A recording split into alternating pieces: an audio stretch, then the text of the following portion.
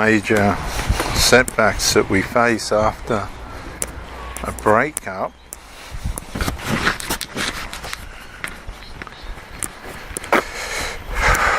and the ways in which we try and resolve them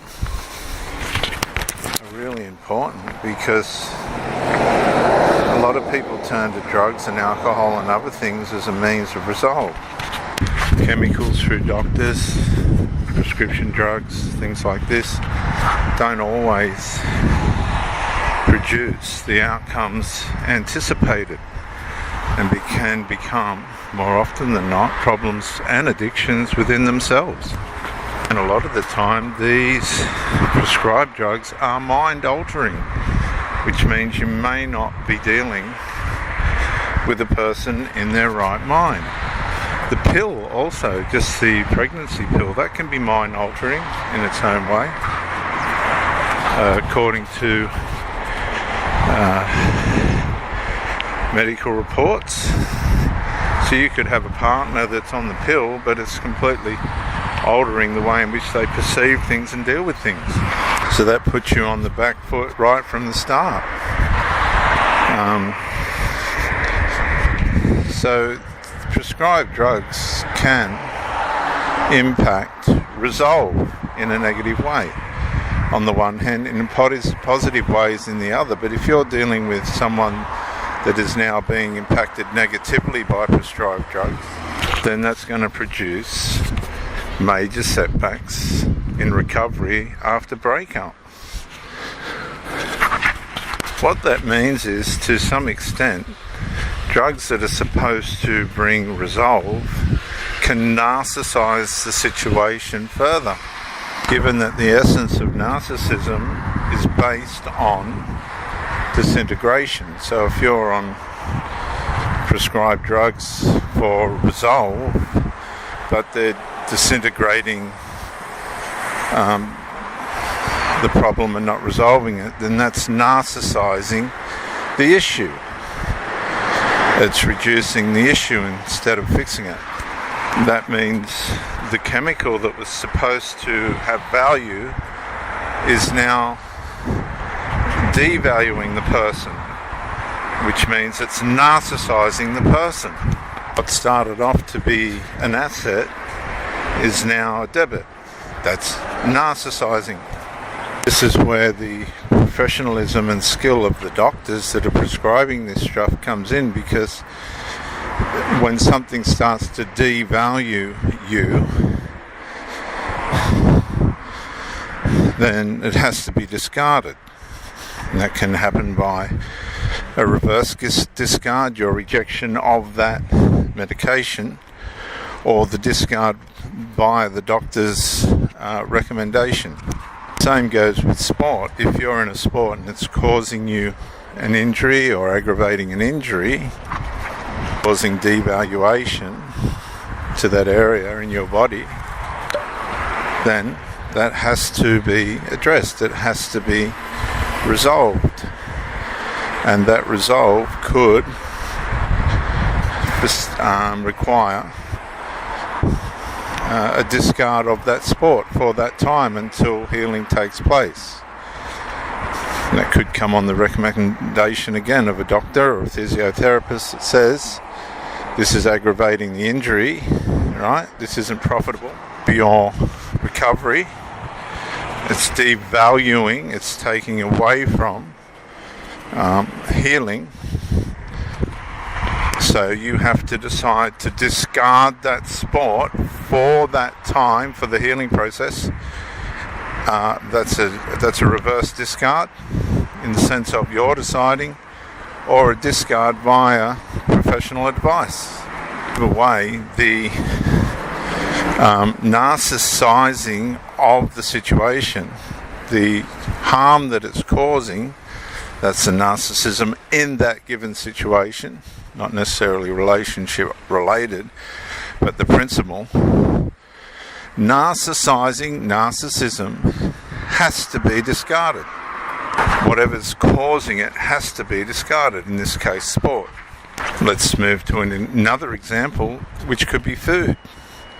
Sugar sugar now has become in your life, say for instance, something that's having a negative impact on your health. It's narcissizing your health.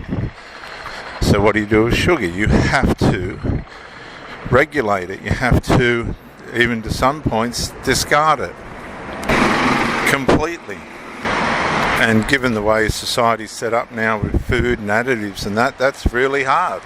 You have to have aggressive strategies or learn strategies that enable you to discard sugar as far as possible.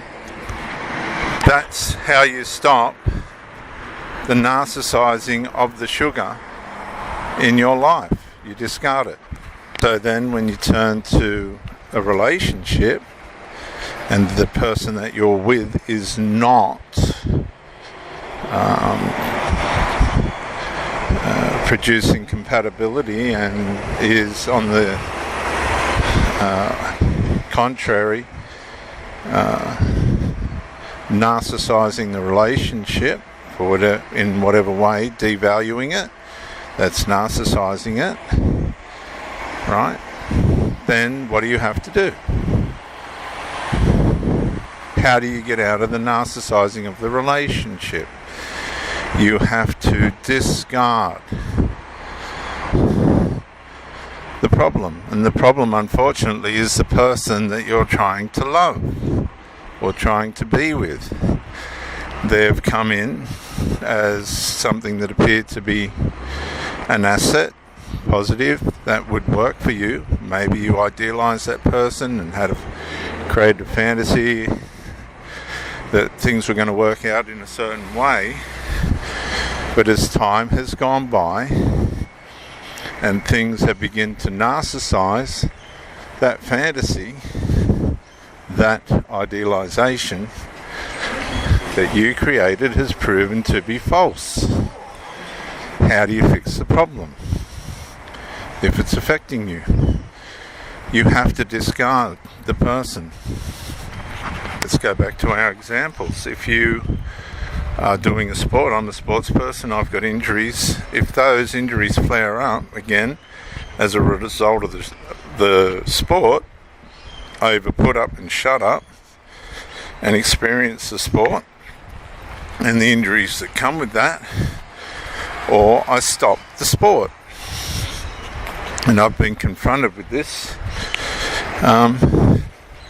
And so for the injuries to go away and not be aggravated, you have to choose to stop the sport. That's it. You have to make a sacrifice. Does that mean you don't love the sport? Not at all.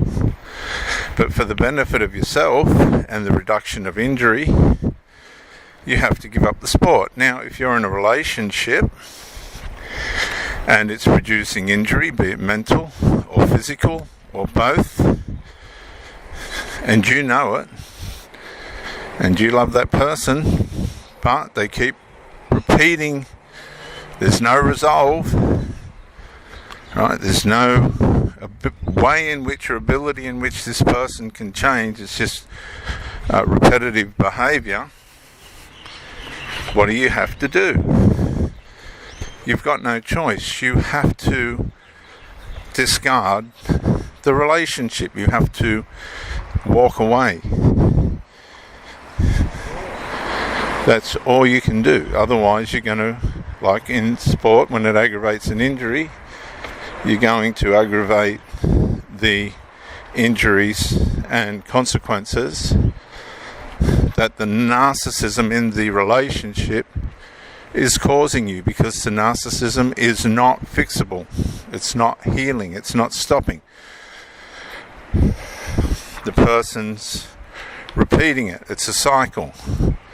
Love bomb, devalue, injury, discard, love bomb, devalue, injury, discard, and it goes round in circles. It's never going to change. And there is a thing called reverse discard, but that's not usually how this works, because narcissism likes to stay where it knows it can. Narcissism likes to take the road of least resistance, the devil that it knows. It's like a parasite. Once it's in to the wound, it'll stay there until it's deleted.